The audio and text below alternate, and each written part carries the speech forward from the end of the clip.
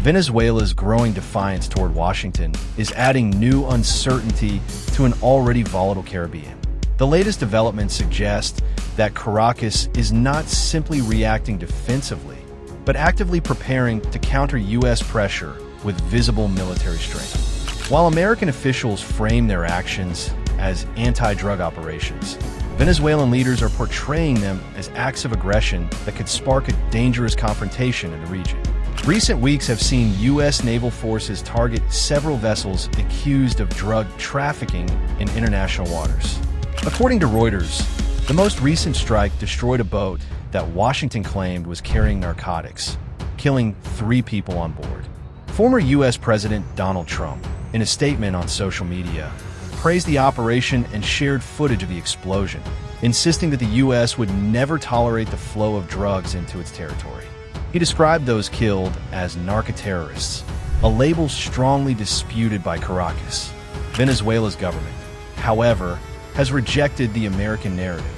President Nicolas Maduro condemned the strikes as illegal executions carried out in cold blood, while Defense Minister Vladimir Padrino Lopez accused Washington of crossing a red line. Any attempt to bring war to our land will be met with fire, he said during a televised briefing, warning that the U.S. is testing Venezuela's patience.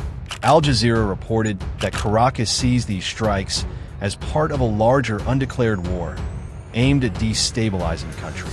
The military balance, though tilted in favor of Washington, is not as simple as some might think. Over the past 2 decades, Venezuela has invested heavily in modern defense systems, much of it supplied by Russia and China.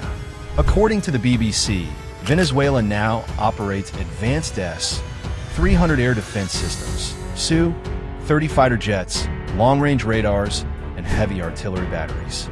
These capabilities may not match the global reach of U.S. forces, but are potent enough to raise the costs of any American military campaign.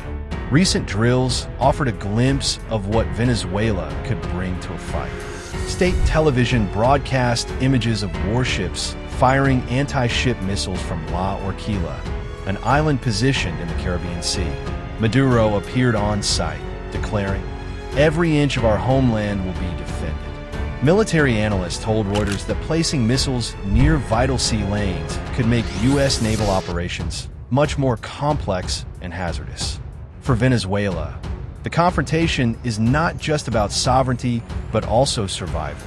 Maduro's government has been under crippling U.S. sanctions for years, limiting access to global finance and cutting off oil revenues. Many observers argue that the heightened military posturing is a strategy to rally domestic support and project strength in the face of international isolation. Meanwhile, Caracas is also seeking international backing. Attorney General Tarek William Saab announced that his office had filed complaints at the United Nations, accusing Washington of committing crimes against humanity by deploying overwhelming force against small boats.